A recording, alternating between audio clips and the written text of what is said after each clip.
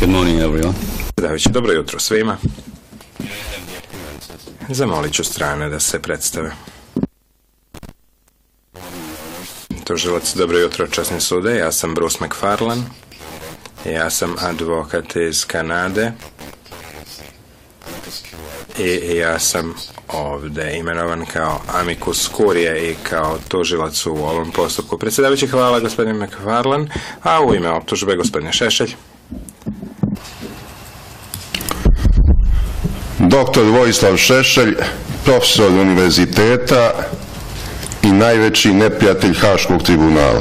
I još jednu stvar moram da vam kažem. U petak 28. oktobra sekretar tribunala mi je zabranio sve privilegovane telefonske komunikacije sa mojim pravnim savjetnicima. I kad sam svojevremeno bio u zatvorima Titovog komunističkog režima, niko se nije usuđivao da mi zabranjuje privilegovanu komunikaciju sa mojim advokatima od trenutka podizanja optužnice do pravosnažnosti presude.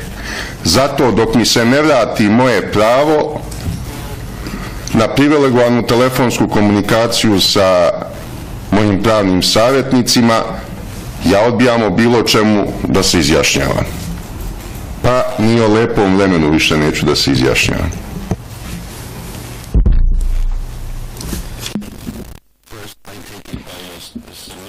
Pre svega, na osnovu vaše tvrdnje, pretpostavljam da pratite postupak na jeziku koji razumete, gospodine Šešelj, a drugo,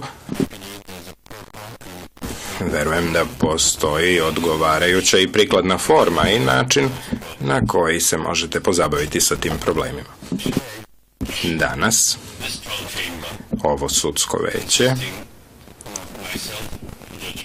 kojem zasedaju sudije ja, sudija Ogon Kwon, Burton Hall i Howard Morrison, izriče svoju presudu po navodima za nepoštovanje suda protiv optuženog gospodina Vojislava Šešelja na osnovu pravila 77a2 pravilnika o postupku i dokazima Međunarodnog suda. Ovo je samo sažetak koji ne predstavlja deo presude koju je donelo pretresno veće. Jedini merodavni prikaz zaključaka veća sadržan je u pisanoj presudi, čije će kopije biti dostupne nakon zasedanja. Amicus curiae i optuženi dobit će poverljivu verziju presude, dok će javnosti biti na raspolaganju redigovana verzija.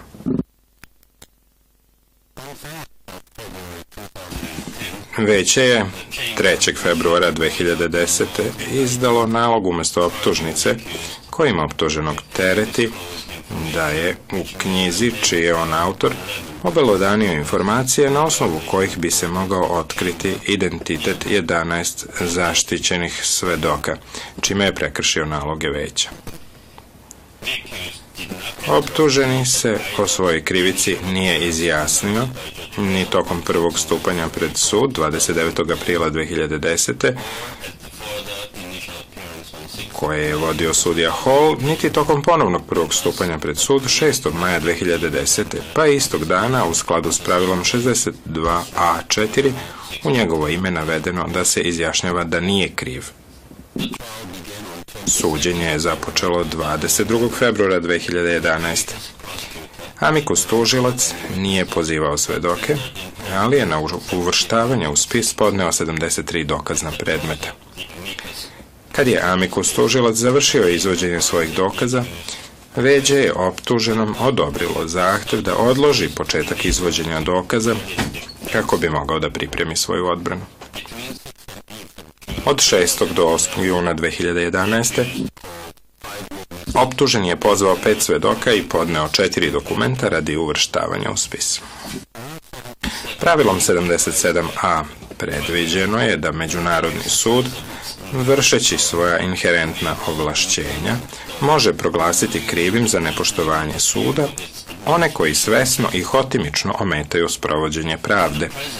U ovom predmetu optuženi se tereti za nepoštovanje Međunarodnog suda na osnovu pravila 77a2, jer je obelodanio informacije vezane za postupke pred Međunarodnim sudom, čime je svesno prekršio nalog veća.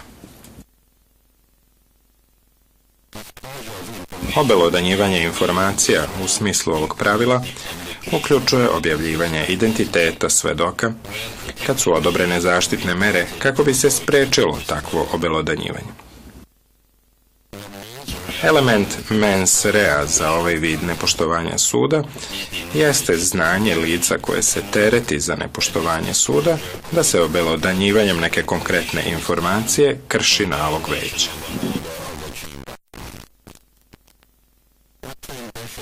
Veće će se sada osvrnuti na svoje zaključke, a počet će sa stvarnim obeležjem dela kažnjivog na osnovu pravila 77a2. Prvo, optuženi je potvrdio da je autor knjige. Drugo, s obzirom na predočene dokaze, veće se uverilo da su u vreme kada je knjiga objavljena za 10 od 11 svedoka bile na snazi zaštitne mere donesene odlukama ili nalozima pretresnog veća u predmetu Šešelj. Treće, veće se takođe uverilo da knjiga sadrži informacije na osnovu kojih se može utvrditi identitet za svakog od 10 zaštićenih svedoka i da sugeriše da bi oni mogli biti povezani s predmetom Šešelj. Veće se stoga uverilo van razumne sumnje da se ovom knjigom krše odluke ili nalozi pretresnog veća u predmetu Šešelj o zaštitnim merama.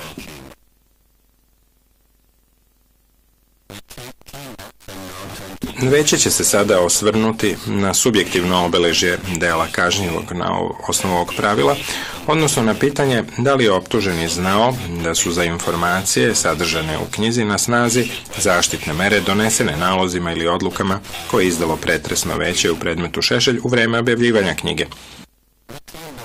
Veće prvo uzima u obzir da su odluke o zaštitnim merama od 1. juna 2005. 30. avgusta 2007. 10. septembra 2007. i 23. oktobra 2007. sve bile dokumenti inter partes koji su dostavljeni optuženom. On je, dakle, u vreme kad je knjiga objavljena, bio u potpunosti informisan o zaštitnim merama koje je odobrilo pretresno veće u predmetu Šešelj. Veće uz to napominje da je optuženi u više navrata tokom postupka u predmetu Šešelj tražio da se zaštitne mere koje su već bile odobrene za neke svedoke u tom predmetu promene, pri čemu je zahtevao da se relevantne odluke ponovo razmotre ili da mu se dozvoli da na njih uloži žalbu.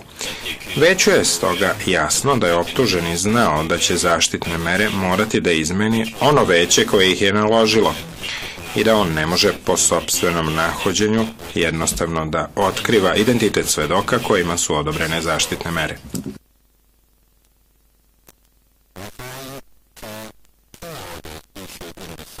Pozvavši se na 2 naloga koje su izdata u predmetu Šešelj, optuženi tvrdi da je pretresno veće u predmetu Šešelj odlučilo da svaki svedok na kraju sam može da odluči da li će svedočiti sa zaštitnim merama ili bez njih.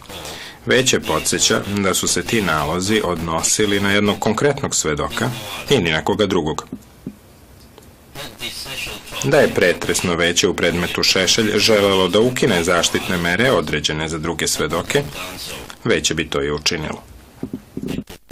Ono to nije učinilo i zato ovo veće smatra da tvrdnja optuženog nije relevantna s obzirom na njegovu odgovornost na osnovu pravila 77a2, po kome je jedino relevantno da li je on znao da njegovo obelodanjivanje neke konkretne informacije predstavlja kršenje naloga veća.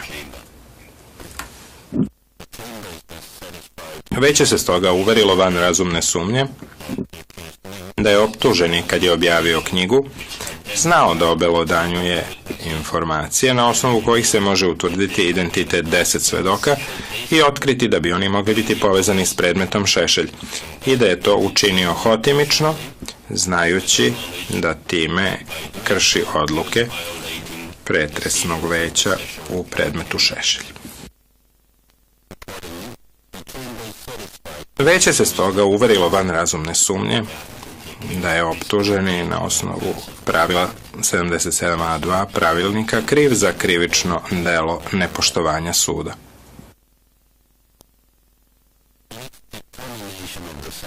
Prilikom odmeravanja kazne, veće je uzelo u obzir težinu dela, kao i potrebu za odvraćanjem. Veće s velikom zabrinutošću konstatuje da su zaštitne mere koje je donelo pretresno veće u predmetu Šešelj prekršene namerno i smatra da to predstavlja teško ometanje sprovođenja pravde.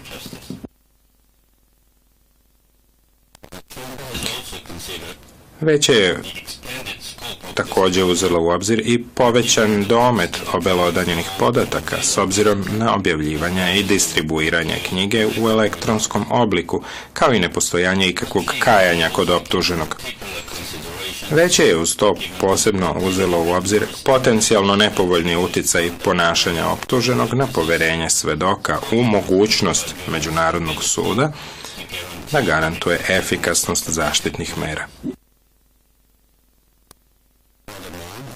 Osim toga, veće ima u vidu potrebu odvraćanja od takve vrste ponašanja, kao i potrebu da se preduzmu odgovarajući koraci kako bi se u budućnosti sprečilo ovakvo ponašanje optuženog ili nekog drugog lica.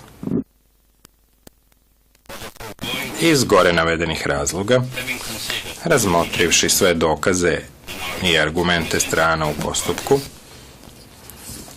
na osnovu pravila 54 i 77 pravilnika, veće proglašava optuženog Vojislava Šešelja krivim po jednoj tački za nepoštovanje Međunarodnog suda, kažnjivo prema pravilu 77a2 pravilnika, i izriče optuženom jedinstvenu kaznu zatvora od 18 meseci, koju će on služiti uporedo s kaznom od 15 meseci, koju mu je veće izreklo 24. jula 2009. godine u predmetu broj IT 0367 R77.2. Veće završava sa zasedanjem. Ustanite.